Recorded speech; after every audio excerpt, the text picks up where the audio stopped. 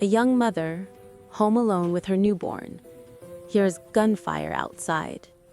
Minutes later, police say the murderer was killed right behind her house.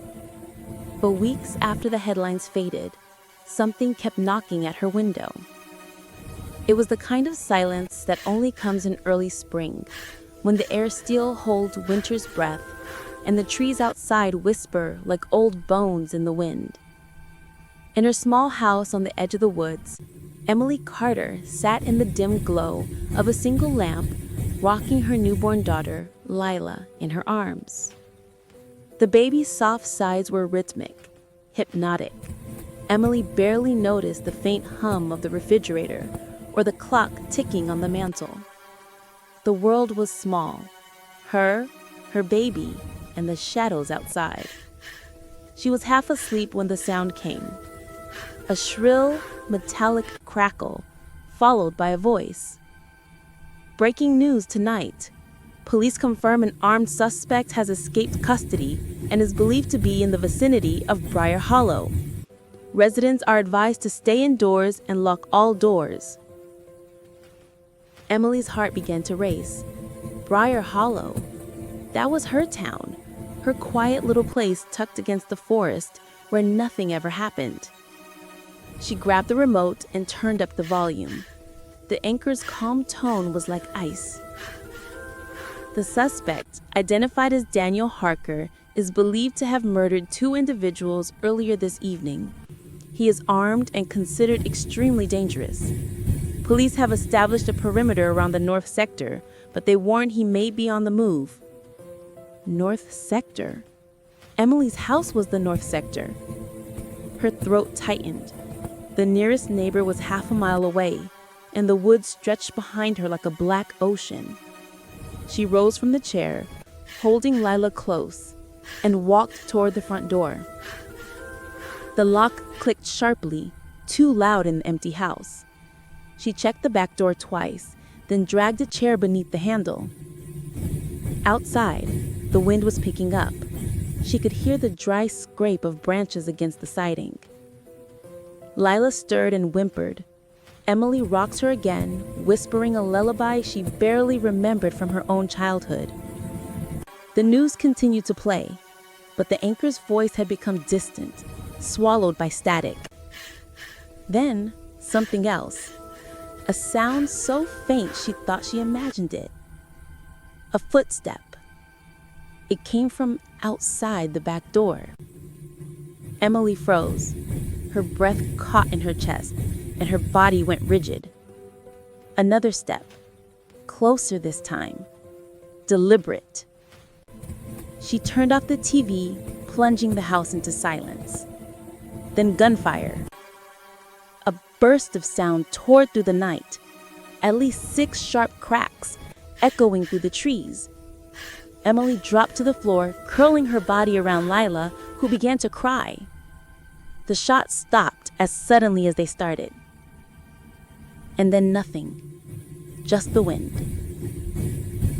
She didn't move for what felt like hours. When the crying subsided, Emily creeped toward the window, keeping the lights off. Through the thin curtain, she saw the faint flicker of blue and red in the distance. Police lights. Far off toward the woods. She strained to listen, but there was only the distant murmur of voices, the crunch of leaves on boots. After a while, even that faded. The baby slept again. Emily sat by the window, staring into the trees.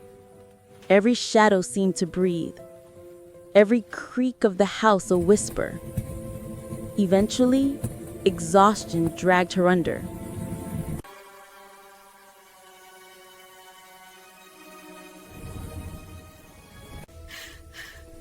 She awoke to the sound of a knock. It was faint, polite, almost apologetic. Morning light streamed weakly through the curtains. "Mrs. Carter?" A man's voice muffled through the door. "It's the police. You can open up." Emily's hands trembled as she undid the locks. A uniformed officer stood on the porch, his expression wary. Behind him, a second officer leaned against a cruiser parked in her gravel driveway. "I'm sorry to wake you," the first officer said. "There was an incident last night. We believe the suspect was killed in the woods behind your property." Emily blinked. "Killed?" "Yes, ma'am. We tracked him down after an exchange of gunfire. He didn't make it. You might have heard it." She nodded slowly. I thought he was right outside." "That's possible," the officer said quietly. "We found signs someone passed through your yard. Footprints, a broken branch near your back fence." He gave her a sympathetic smile. "You and your little one were lucky." He handed her a card and told her to call if she remembered anything. Then they left, leaving the smell of wet dirt and exhaust behind. For the rest of the morning, Emily tried to breathe normally. She cleaned bottles, folded blankets, and avoided looking out the window toward the forest. But the feeling didn't leave her. That invisible pressure, that watching. When she finally gathered the courage to step outside, she found the marks the officer mentioned. Footprints in the mud, large, heavy ones that trailed from the woods to her back door and then vanished again. The chair she had jammed under the handle was slightly moved, not much, just enough to make her doubt whether she had placed it there at all. That night, the news was everywhere. The escaped murderer, the gunfight, the miracle mother and child who lived through it all. By morning, reporters were parked at the end of her driveway, calling her name, shouting questions through the fence. "Emily, how did it feel to have the killer so close? Can we get a photo of you and your baby?" She told them to go away, but they didn't. Even when the police came and ordered them off the property, new vans appeared again within hours. And then came the letters. At first, they were from strangers, people offering sympathy, prayers, congratulations. Then they grew stranger. Handwritten envelopes with no return address. Notes that said things like, "You should have let him in," or "He just wanted to see the baby." She reported them, but nothing came of it. After a week, she started hearing noises again. At night, when the house went quiet, she'd hear tapping on the windows, faint scratches along the walls. The wind carried whispers, fragments that sounded almost human. Lila. She told herself it was just trauma, nerves, imagination. But then she noticed the footprints again. New ones, darker, fresher, the same heavy boots pressed into the mud. One morning she woke to find the back door slightly ajar. Not broken, just open, like someone had been there and decided not to come in. By the second week, she stopped sleeping entirely. Her eyes burned, her thoughts tangled. She took to walking the house at night with the kitchen knife, listening. The baby slept soundly through it all, as if untouched by the storm growing around them. Then one night, Lila woke screaming. Emily lushed in, heart hammering, and froze. The window above the crib was open. Curtains fluttered in the cold air. She slammed it shut, locked it, and stood there shaking. The woods outside were silent. She turned and saw it. A handprint, pressed against the glass from the outside.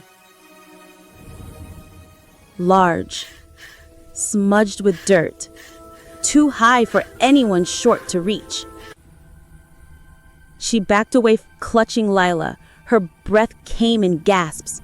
The phone was in the kitchen, too far, too dark. She stayed in the nursery until dawn, whispering nonsense lullabies to keep herself from crying. When the police arrived again, they searched the woods but found nothing. No prints, no signs. They said the mud had dried, the evidence was gone. One officer gently suggested therapy for the trauma. Emily nodded, smiled, and locked the door behind them. But she knew. She knew because every night after that, she heard it again. The tapping, the slow drag of footsteps around the house. And sometimes, when she dared to look out, she thought she saw something just beyond the tree line. A flicker of movement, a shape in the shadows. Watching. The reporters had long since gone. The town moved on. The killer was buried. The case closed. Only she and Lila remained, waiting for the next sound.